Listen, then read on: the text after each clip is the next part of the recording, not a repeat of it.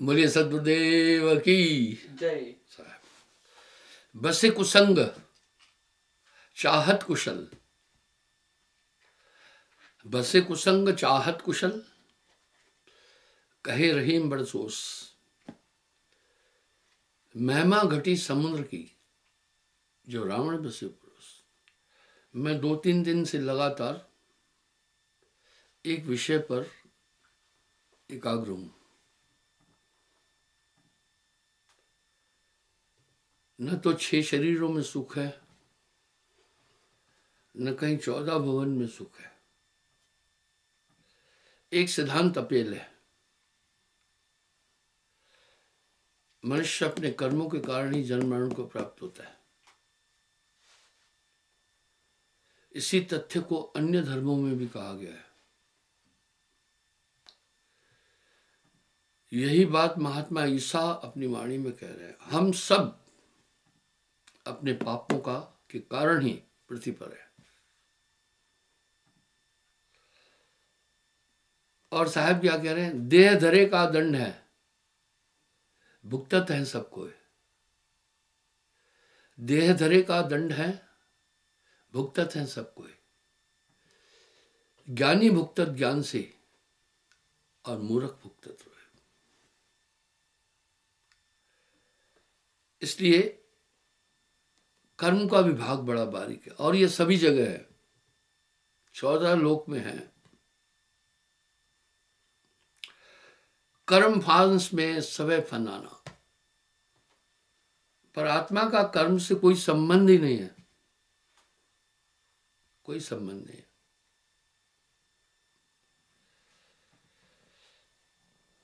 मैंने कर्म क्षेत्र पर भी काफी बातचीत की है।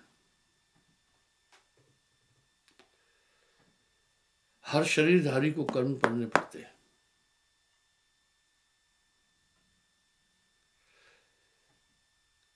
कर्मों में भी 2 प्रकार के कर्म हैं, शुभ अशुभ, और तीसरा है मध्यस्थ कर्म। साहब इन कर्मों पर एक बात साफ बोल रहे हैं। पाप अपने ये दोनों बेड़ी, एक लोहा एक कंचन के लिए। एक बात बड़ी साफ है, कर्म से हमारी आत्मा का कोई भी संबंध नहीं है, कोई भी संबंध नहीं। जो भी कर्म किए जा रहे हैं 14 इंद्रियों द्वारा होता है। 5 कर्मेंद्रियां, 5 ज्ञानेंद्रियां और अंतःकरण की 4 इंद्रियां। और कर्म की गत झीनी राई,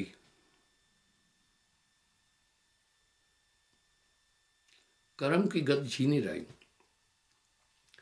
पुण्य करत पाप बन जाई। और हर एक आदमी हर शरीरधारी कर्म करता है। 5 कर्मेंद्रियां, 5 ज्ञानेंद्रियां, 4 अंतःकरण की इंद्रियों के द्वारा कर्म होते हैं। हमारी आत्मा इंद्रिय अतीत है। आत्मा के स्वरूप का जहां वर्णन है, आत्मा का कर्म से कुछ लेना देना नहीं। ये तो मन और माया का खेल है, पूरा एक नाटक है। शुभ अशुभ कर्म स्वाभाविक हो जाते हैं मनुष्य से।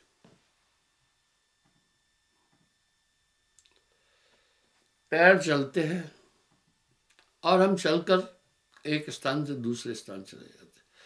कभी कभी एक कदम हमें कुमार्ग की तरफ भी ले जाते, देख लिया। हाथों से हम क्रिया कर रहे हैं। कभी कभी ये हाथ पापिष्ट कर्मों के लिए भी बढ़ जाते हैं।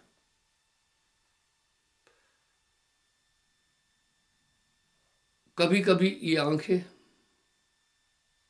कुदृष्टि भी हो जाती है। किसी माता बहन को देखा तो उनके अवयवों की तरफ आदमी कंसंट्रेट हो जाता है। और ये कान भी बड़े स्वार्थी है। आपकी तारीफ हो बहुत खुश हो जाते। अगर किसी ने सच कह दिया, आप उत्तेजित हो जाते हैं।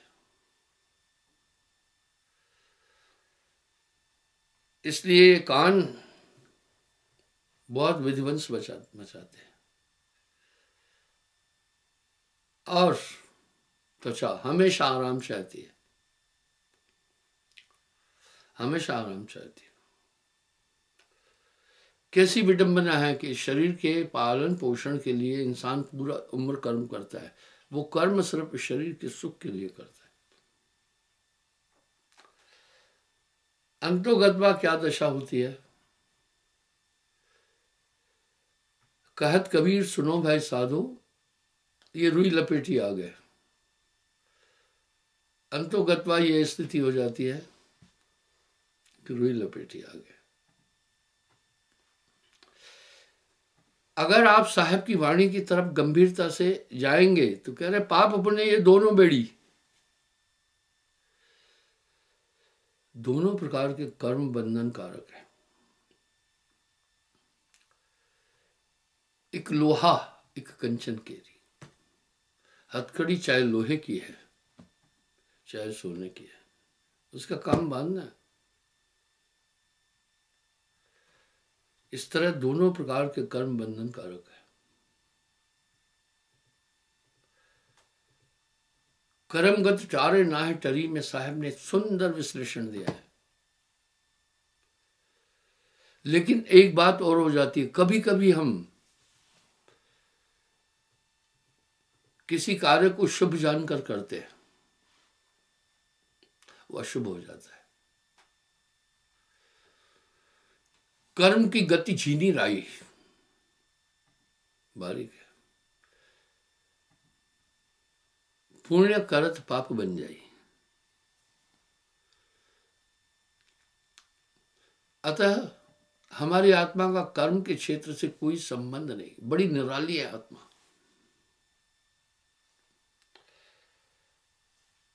अब ब्रह्मवश आत्मा इस शरीर में है। तन धर सुखिया कोई न देखा, जो देखा वो दुखिया। वाटे वाट हर कोई दुखिया। क्या तपसी क्या वैरागी। जोगी दुखिया जंगम दुखिया, तपसी को दुख तू ना। आशा तृष्णा सब घट व्यापे कोई महल न सुना। जोगी दुखिया जंगम दुखिया। मैं अपनी आप बीती एक बात बता रहा हूं। सन 1972 से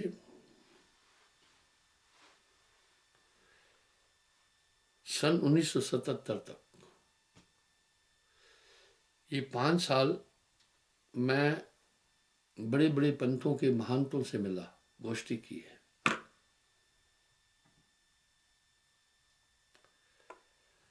मैं ये बात अहंकार से नहीं कह रहा हूं। कम उम्र थी, कुछ लोग तो, मैंने एक महात्मा से पूछा, वो लोग इस एक बात पर बहुत कंसंट्रेट है कि अंदर की दुनिया में चलो।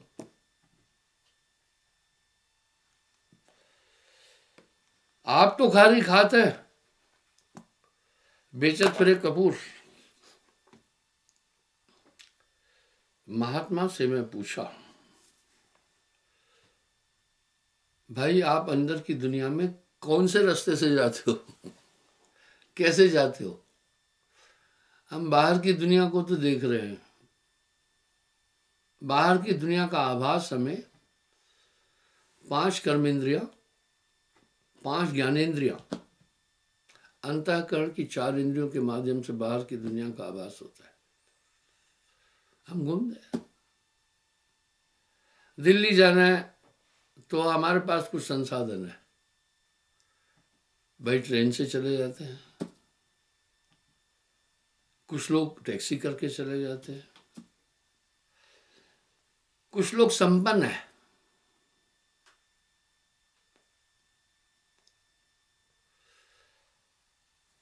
वो लोग क्या करते हैं, हवाई जहाजों से चले जाते हैं। मैं आपको छोटा उदाहरण दे रहा हूं, इस तरफ गवर्नमेंट को ध्यान देना चाहिए। मेरा हमेशा प्रोग्राम बड़ा टाइट रहता है। अगर आप मेरे कैलेंडर को देखेंगे तो प्रोग्राम टाइट है बड़ा। मेरा बेंगलुरु में प्रोग्राम था, वहां भी हमारा आश्रम है। वहां प्रोग्राम मेरा था 11 से 1 बजे। आप ध्यान से सुनना मेरी बात। प्रोग्राम देख करके 1 बजे वहां से निकले। 3 बजकर 5-10 मिनट पर मेरी फ्लाइट थी। जब मैं काउंटर पर बोर्डिंग पास के लिए पहुंचा तो उन्होंने कहा आपको 40 मिनट पहले आना चाहिए था, आप लेट हो गए, अभी बोर्डिंग क्लोज हो गई है।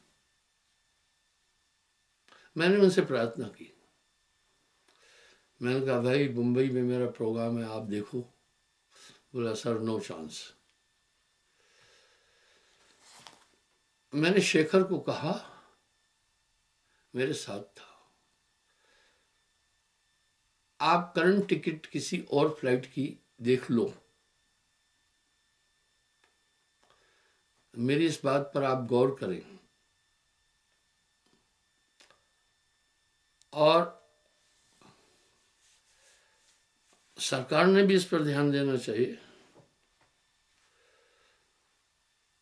काउंटर पर गया,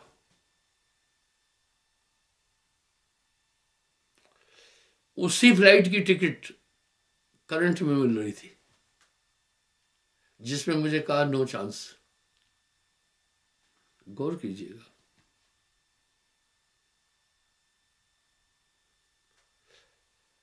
मुझे शेखर ने कहा जो आपकी फ्लाइट पहले बुक थी उसी में सीट मिल रही। मैंने कहा हाँ, ये क्या विडंबना है, वो तो कह रहे थे कि नो चांस, अभी डोर क्लोज हो चुका है, अभी वहां टिकट कैसे बिक रही है। बोला है। मैंने कहा क्या किराया है। बोला 18,000 रुपये। मैं चौंक गया, ये किराया ज्यादा था। मैंने शेखर को कहा किराया ज्यादा है। बोला आप किराए को मत देखो, वहां काफी लोग आपका बम्बई में इंतजार कर रहे हैं, अगर आप नहीं पहुंचे तो ठीक नहीं है। मैंने कहा भाई शेखर जाओ, फिर ले आओ। पैसे दिए उसे, वहां पहुंचा, उन्होंने कहा कि 23,000 रुपये हो गया अभी। वाह, ये खुली ठगी नहीं है, इस पर कौन नियंत्रण करेगा। अब मैं अंदर ही अंदर व्यथित हो रहा था और करंट टिकट का काउंटर ओनली 20 गज मेरे से दूरी पर था। फिर उसने कहा गुरुजी नहीं देखो पैसे को,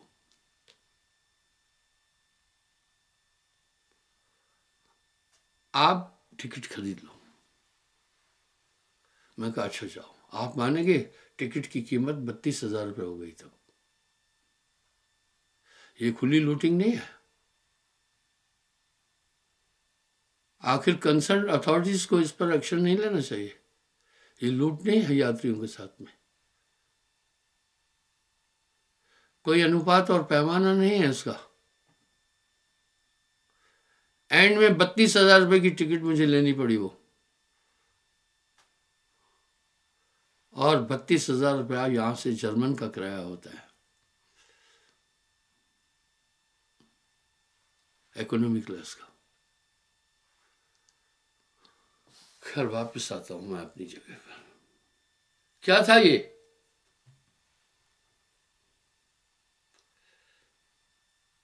बेहद बड़ी 420 और खुली लूट है, इस पर गौर किया जाना चाहिए। आगे चलता हूं मैं। तो कुछ लोग भाई क्या करते हैं, हवाई जहाज से चले जाते हैं। एक और संसाधन है पैदल जाने का भी,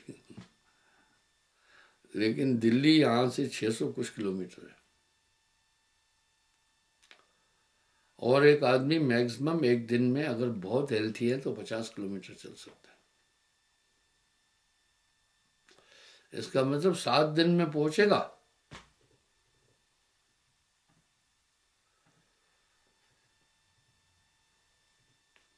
चलिए, तो मैं महात्मा से पूछा, भाई आपके यहाँ, आपके पंथ में, आपके मार्ग में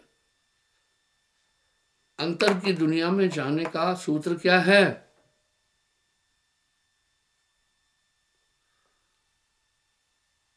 महात्मा बड़ा गुस्सा हो गया। उम्र भी छोटी थी। अब जब मेरी उनकी वार्तालाप हो रहा था तो उनके पास उनके ही शिष्य कुछ बैठे थे। बहुत बड़ा महात्मा था, उसका नाम नहीं लेना चाहता हूँ, थोड़ा गलत हो जाता है। उन सबका रुझान मेरी तरफ हुआ कि ये सही कह रहे हैं। महात्मा को ABCD भी नहीं पता था अंदर की दुनिया में जाने की, ठीक है। अंधा अगुआ तेहपुर माही, अंधा अगुआ तेहपुर माही, बहु अंधे तेह पाछे जाई।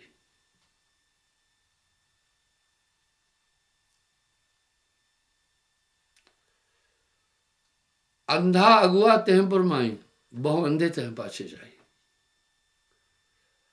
अंधे को अंधा मिले तो राह बतावे कौन,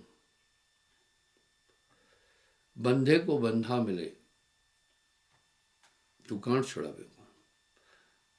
महात्मा भवक उठा, बोला 2 किताब पढ़ के आके कहते हैं ये है, बड़े ज्ञाता बनते हैं, फलाना करते हैं। महात्मा जी जल भुंज उठा। मैंने दिल में सोचा अब इसके यहाँ बात करना ठीक नहीं है, ये अंतर्मुखी नहीं है, सिर्फ बाहर की बातें कर रहा है। यहाँ साहब ने एक व्यंग किया है, तेरा मेरा मनवा कैसे कोई। भाई कह रहे तेरा मेरा मन कैसे एक होगा। मैं कहता आंखन की देखी, तू कहता कागज की लेखी।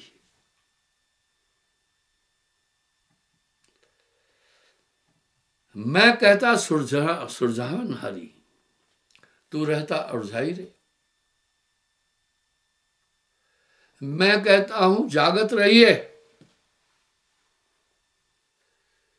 तू रहता है सोई रे।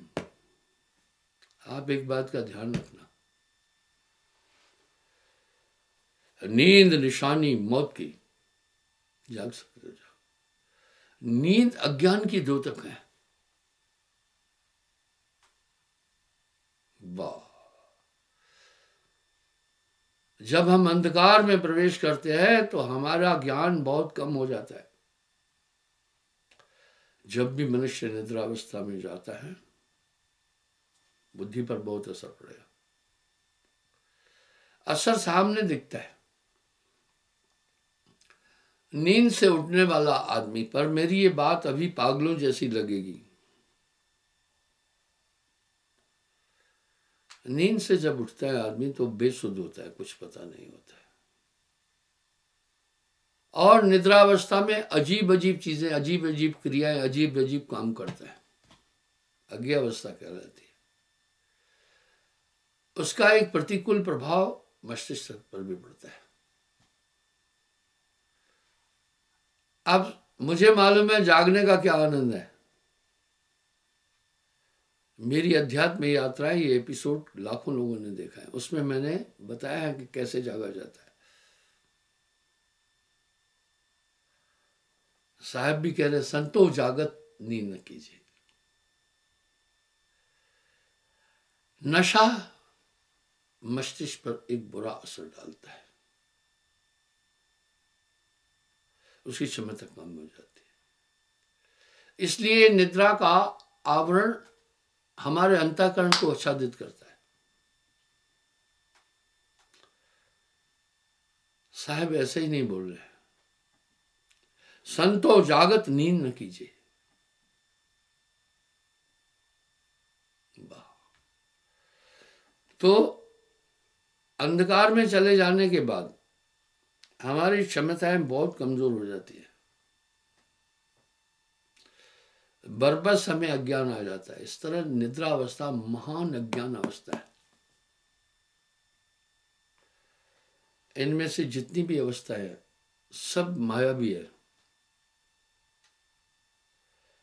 जागृत स्वप्न सुसुप्ति तुरिया तुरियातीत, इसमें असर अटपट पड़ता है। जब आप किसी जटिल जगह पर पहुंचे हैं तो देखने से आपको जटिल जगह का एक प्रभाव आपके मस्तिष्क पर पड़ता ही पड़ता है।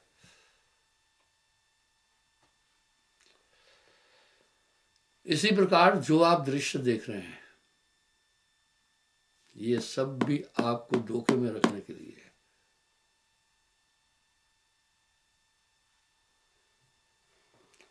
संतो जागत नींद न कीजिए। ये जागृत अवस्था भी एक फ्रॉड है। आजकल ये टेक्नोलॉजी क्लोज होती जा रही है। ये भ्रमांक अवस्था है। जगत है रैन का सपना।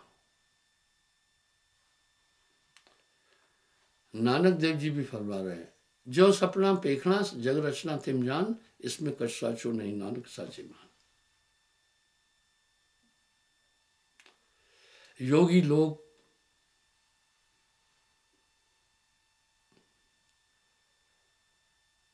इन तीन अवस्थाओं से निकलना चाहते, जागृत स्वप्न सुसुप्ति। इन तीन अवस्थाओं में भी सुसुप्ति बड़ी बेकार अवस्था है, वो आप ही होते हैं। सुसुप्ति में जाने के बाद बुद्धि इतनी कुंद हो जाती है, इतनी कुंद हो जाती है कि जागने के बाद वो 5-10 मिनट पहले बैठे बैठे सोचता है कहाँ हूं। आप देखते होंगे कभी कभी किसी को जगाते हैं अचानक, जागने के बाद वो गुमसुम बैठ रहा होता है। आप उसको झकझोरते, आंख खुलिएगा, उसकी आंख तो खुली है लेकिन वो कहीं सुसुप्ति में पहुंच गया था, इसलिए वापस मस्तिष्क तक आने में उसे टाइम लगा। तो योगी लोग जब तीन अवस्थाओं से निकलते हैं, सुसुप्ति, स्वप्न, तुरिया, जागृत, सुसुप्ति, स्वप्न, जागृत, तीनों अवस्थाएं भ्रमांक है।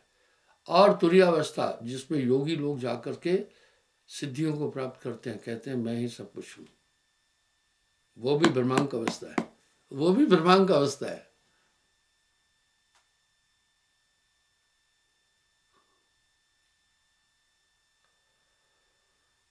जागृत, स्वप्न, सुसुप्ति, तुरिया। इसी तुरियावस्था को प्रज्ञावस्था कहते हैं।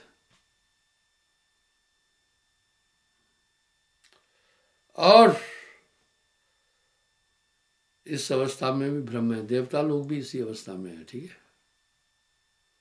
ये भी भ्रमांक अवस्था है। क्या बात है माया की, कैसी रचना बनाई है। उसके बाद तुर्यातीत अवस्था है। आप गौर करना, जो तुर्यातीत अवस्था को प्राप्त हो जाता है उसे योगेश्वर कहते हैं।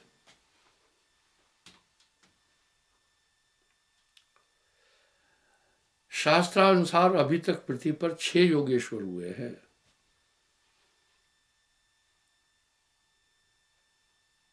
प्रथम शिवा, शिव जी, महायोगेश्वर।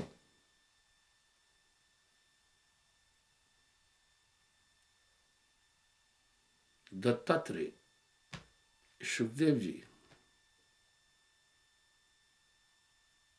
राजा जनक, 5वें वासुदेव कृष्ण। इसलिए कहते हैं कृष्ण जी के लिए योगेश्वर भगवान कृष्ण। योगेश्वर भगवान राम जी नहीं, आपने सुना होगा।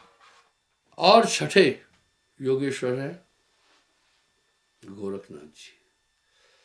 ये 6 योगेश्वर हुए अभी तक। आप आगे देखिए, मैंने आपको गोरखनाथ और कबीर साहब का संवाद बताया।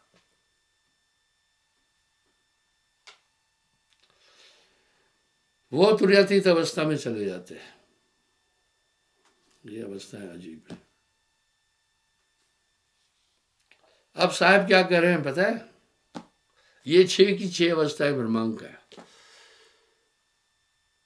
अंड और ब्रह्मांड स्वप्न, पिंड और ब्रह्मांड स्वप्न। इस भजन में मैंने इसकी व्याख्या की है। 3 लोग बीच जो बसे वो सब स्वप्न लोग हैं। इसलिए ये सभी अवस्थाएं भ्रमांक और माया भी हैं। जैसे इसमें थोड़ी सी शक्तियां प्राप्त हो जाती। आप देखें ना, जैसे किसी आदमी के पास तो घर ही नहीं है, फुटपाथ पे सोते हैं, वो फुटपाथ पर सोते हैं। किसी के पास कच्चा सा घर है, मजदूर बेचारे जो दूर से आते हैं वो क्या करते हैं मैं बता, 100 रुपये में घर बनाते। एक पॉलीथीन का बैग लेते हैं, 2 खूंटे गाड़ देते हैं जंगल से काट कर, एक बांस यूं, उसकी एक झोपड़ी बनाते हैं। खर्च आता है सिर्फ 100 रुपये। अब सवाल उठा वो कैसे जीते हैं? जीते हैं लेटरिन पेशाब के लिए जंगल में जाते हैं। अभी भी नहाने के लिए कहीं से पानी लाते हैं, नहा लेते हैं, रोटी खा लेते हैं। वो भी एक घर है। अभी घर है, मिट्टी का बना, अच्छा है थोड़ा। कुछ घर है बड़ी झोपड़ियां बनाते हैं घास फूस की, वो भी घर है। कुछ लोग आरसीसी घर बनाते हैं, वो भी घर है। कुछ सुपर घर बना देते हैं, एयर कंडीशन वगैरह, वो भी घर है।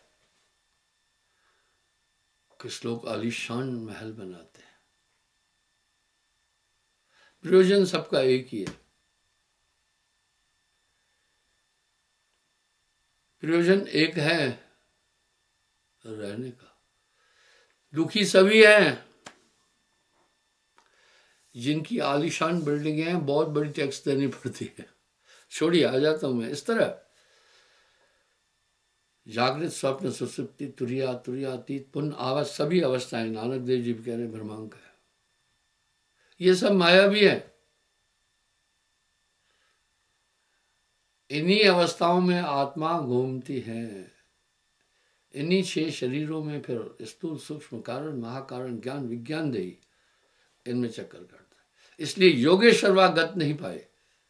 भैया साहब की आइडियोलॉजी में बहुत बारीक चीज है।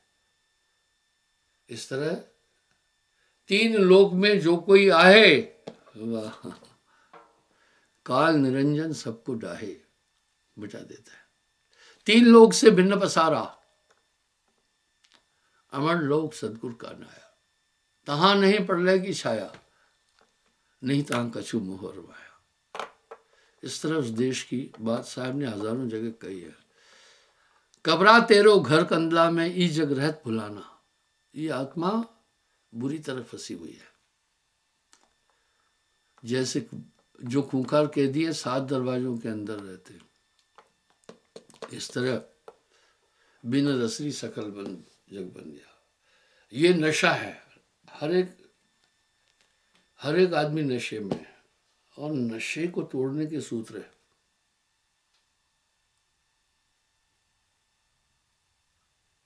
कहते हैं गांजे और भांग का नशा हो, बकरी का दूध पिला देना, उसी टाइम खत्म हो जाए। और शराब का नशा है, खटाई खिला देना, खत्म, नशा चढ़ेगा ही नहीं। कोशिकाओं का खेल है। वाह, नाम खुमारी नान का चढ़ी रहे दिन रात। नशा तो एक ही होना चाहिए, नाम का। बड़ा आनंद है उसमें। तो इसी प्रकार से ये माया भी जगत है, इसमें सब भ्रमित है। एक दो हो तान समझाऊं, सभी वे बुलान पिटवा के। ये नशा कैसे कटेगा? नाम पदारथ से। वो पूरे घट की सफाई कर देगा। मीरा भाई ऐसे नहीं कह रहे, सखी रे मैं तो नाम रतन धन पायो। बोलिए सदगुरुदेव की जय। साहब।